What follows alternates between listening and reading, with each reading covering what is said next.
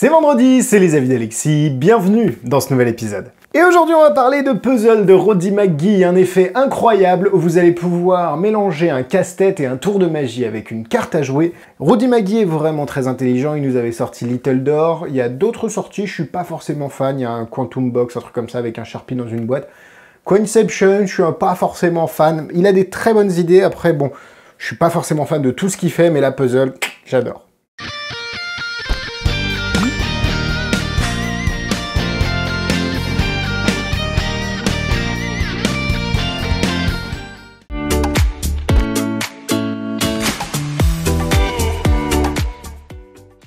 Qu'est-ce que puzzle? Le puzzle est très simple, vous avez des morceaux de cartes, cartes coupées en plusieurs morceaux, l'idée étant que le spectateur assemble ces pièces du puzzle, et en fait vous allez carrément même vous le faire sur le dos de votre jeu, donc toutes les pièces correspondent, et en fait en bougeant uniquement deux pièces, vous vous rendez compte qu'il vous reste une pièce dans la main alors que toute la surface de la carte reste entière. Bizarre.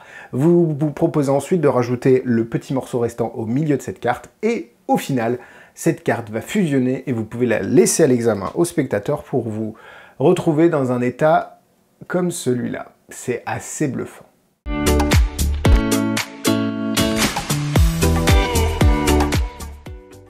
Puzzle est vendu au prix de 39,90 €. Actuellement, il y a une promo chez Magirim. Peut-être que la promo n'est plus active au moment où vous regardez cette vidéo, ou alors le stock est vendu. Mais le produit est à 29,90 € au lieu de 39,90 €. Donc allez le voir, de toute façon le lien est dans la description, comme d'habitude, pour vous permettre d'accéder à la vidéo explicative exclusive en français. Et ça me permet également d'avoir des avantages. Et vous, ça vous fait payer rien de plus, donc c'est topissime.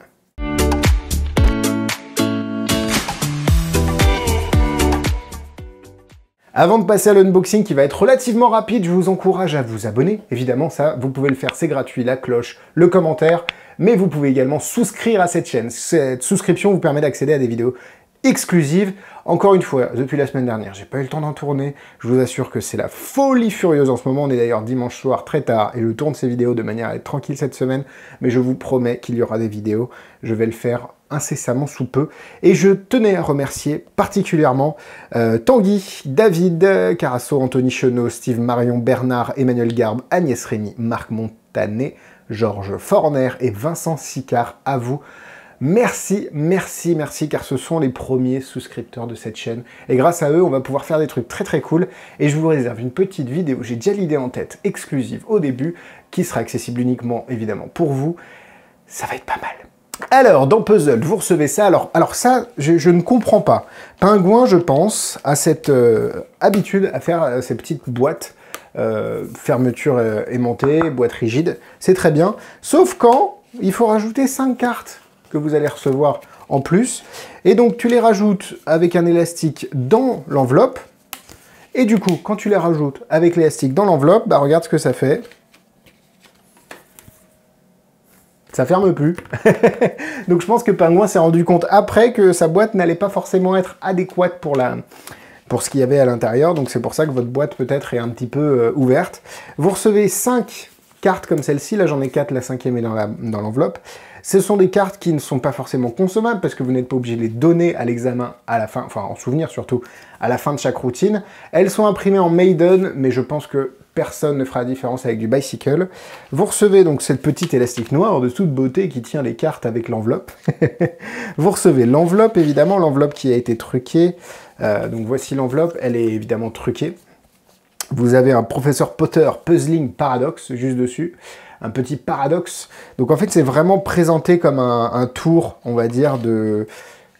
comment dire? Ouais, un casse-tête. Un petit casse-tête, quelque chose que vous pourriez avoir reçu dans une... Vous savez, les crackers de Noël, bon, ça ne se fait pas en France, mais dans une petite boîte de magie ou quoi. À l'intérieur, vous avez la carte truquée qui vous permet de faire l'effet, une autre carte ici, et puis des morceaux, surtout des morceaux de cartes. Je vais vous faire la routine juste après, mais vous allez voir que en fait c'est relativement simple d'exécution. Le puzzle, j'y reviendrai, est vraiment facile à faire, donc ça c'est cool, j'ai pas besoin de me souvenir comment ça doit être fait. La qualité globale du matériel est plutôt bonne, je dois vous l'avouer, et vous avez la possibilité évidemment de... il y a vraiment des bonnes subtilités, en tout cas dans le gimmick et dans la carte, de manière à ce que le tour soit le plus clean possible. On retrouve la vraie bonne idée de Rudy Maggi, enfin en vrai la vraie créativité qui lui permet en fait de vous proposer des effets faciles et directs, un peu comme Little Door. Alors il aime bien les aimants, hein, le petit Rudy Maggi, mais là ça marche très bien. Et puis c'est surtout, vous n'avez pas forcément de gimmick à avoir sur le jeu. En fait, vous pouvez vous débarrasser, vous pouvez avoir tout dans l'enveloppe, et commencer l'effet avec l'enveloppe et rien dans le jeu. Et ça, c'est très intéressant. Mais évidemment, là, je commence à dépasser sur les points positifs et négatifs. C'est la section juste après la démonstration.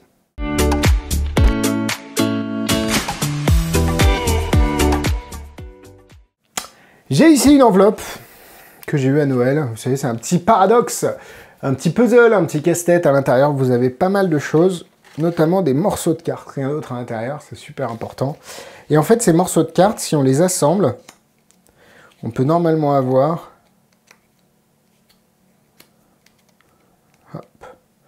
la reconstitution d'une carte entière. J'essaye de vous le faire parce que ça bouge un petit peu. Hop, on a la carte entière. Alors, ce qui est marrant, c'est que si on enlève ce petit morceau-là, qu'on décale ce morceau-là, juste comme ça, tac, et tac, on a exactement la même surface de carte. C'est compliqué de faire tenir les bouts parce que ça glisse évidemment, mais hop. On a exactement la même surface de carte, mais il me manque un bout. Le petit bout là. Alors, ce que je vous propose, hein, je pense que ça peut le faire, c'est de laisser le petit bout sur l'enveloppe, et en fait, ce qu'on va faire, c'est qu'on va venir le mettre juste ici. Juste sur la carte, ok? Et l'idée, c'est que si on appuie avec le pouce et qu'on claque des doigts, normalement, le petit bout est juste là. Et si on regarde, la carte a désormais fusionné complètement et vous pouvez la laisser à l'examen, ainsi que l'enveloppe. Non, je déconne, l'enveloppe est truquée, vous ne pouvez pas la laisser à l'examen, mais par contre, vous pouvez la flasher et ça, c'est toujours intéressant.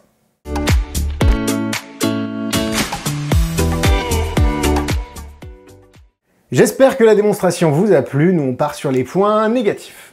Alors c'est vrai que des fois, je ne sais pas si vous l'avez ressenti ou pas pendant la démo, des fois quand vous mettez les morceaux de cartes sur la carte gimmick, il se peut quand vous allez activer le gimmick que les morceaux sortent un petit peu de la carte gimmick et du coup vous ne pouviez pas montrer, ou en tout cas ça ajoute une épaisseur sur l'enveloppe. Donc ça, faut faire attention, c'est quelque chose qui vient assez rapidement, vous le prenez facilement en main, mais c'est vrai qu'au départ, on fait pouf et on se rend compte que l'enveloppe, elle a doublé de volume, donc il faut faire vraiment attention à ça. Il y a quelque chose aussi qui est important, c'est que peut-être que les magiciens qui bossent, les workers, comme on dit, ceux qui font des prestats, vont pas forcément s'emmerder à avoir plein de petits morceaux comme ça sur une carte, et vont juste pas prendre le temps de faire l'effet.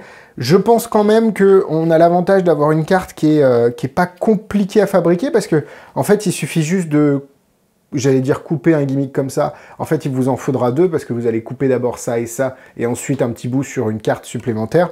Mais vous pouvez tout simplement commencer déjà à reprendre des valets de carreaux, et puis derrière, recouper en fait un valet de carreaux pour avoir des morceaux en plus, au cas où vous viendriez à perdre ceux qui sont fournis. Évidemment, c'est toujours la même carte qui sera donnée. Ce sera le valet de carreau. Vous avez la possibilité d'avoir des refills, des recharges disponibles évidemment chez Magic Dream. Je mettrai le lien également en description. Mais si vous ne le donnez pas à l'examen, ou en tout cas en souvenir, vous n'allez pas avoir besoin de ces refills. Maintenant, ils vous en fournissent 5, ça suffit largement si vous ne les donnez pas pour toute une vie, parce qu'elles ne vont pas forcément s'abîmer trop vite. Allez, nous on part sur les points positifs. C'est ultra visuel, et j'adore le fait que ça mélange un casse-tête et un tour de magie. On a une vraie alchimie en fait. Le spectateur au départ ne s'attend pas à un tour de magie parce qu'on lui montre un casse-tête, et du coup la réaction est d'autant plus forte à mon avis. Quand le spectateur ne s'attend pas à ce qui va se passer, derrière, la réaction elle est décuplée par rapport à si il s'était attendu au climax potentiel. D'ailleurs, je reviens de la conférence de Ben Hart, qui était juste hier, moi, quand je tourne cette vidéo. Ben Hart au Magic Whip de la Villette, au Magic Whip, et c'était très intéressant, et il développe un petit peu cet axe-là, développement qu'il poursuit dans son livre Darkest Corner sur le côté les spectateurs ne doivent pas s'attendre à ce qui va se passer, parce que sinon c'est un peu trop évident, et donc on perd un petit peu de réaction. J'adore le fonctionnement du gimmick. On sent que Rudy Maggi a pensé le truc de manière à avoir quelque chose de self-contained et de très efficace.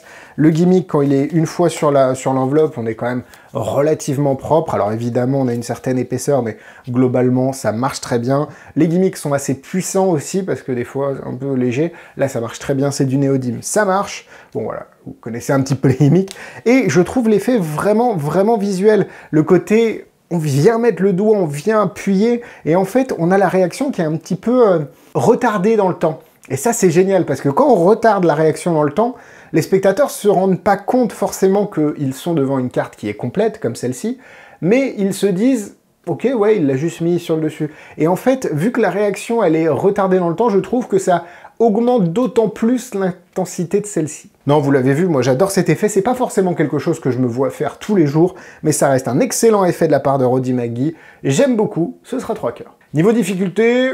il n'y a pas grand chose, faut juste apprendre à bien, comme je l'ai dit tout à l'heure, bien mettre les morceaux là où il faut. Ça se prend quand même facilement en main, 2 étoiles.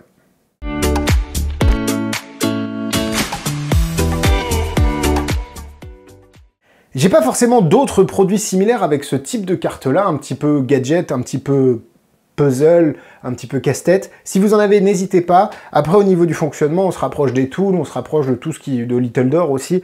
Donc, si vous aimez ce type de fonctionnement-là, vous ne serez pas déçus par les autres produits, mais n'hésitez pas à mettre autant de références que vous avez en commentaire. Voilà, la vidéo est terminée. Merci à tous ceux qui vont souscrire, tous ceux qui vont s'abonner, tous ceux qui l'ont regardé, la liker, la commenter. Le commentaire, c'est paradoxal. Non, allez, Alexis, t'essaies de réfléchir à un commentaire pour une fois et d'arrêter de dire des bêtises. C'est paradoxal qu'Alexis aime Puzzled. C'est paradoxal qu'Alexis aime Puzzled. C'est quand même nul comme commentaire, mais c'est pas grave. Allez-y, mettez-le, comme ça les gens ne comprendront pas, et ça j'adore. Et nous on se retrouve la semaine prochaine pour de nouvelles vidéos, comme d'habitude. N'hésitez pas à aller dans la description, Instagram, YouTube, Facebook, tout y est comme d'habitude. Je dis beaucoup de fois comme d'habitude, et c'est la fin de cette vidéo. Bisous bisous. Il est tard, hein, ça se voit.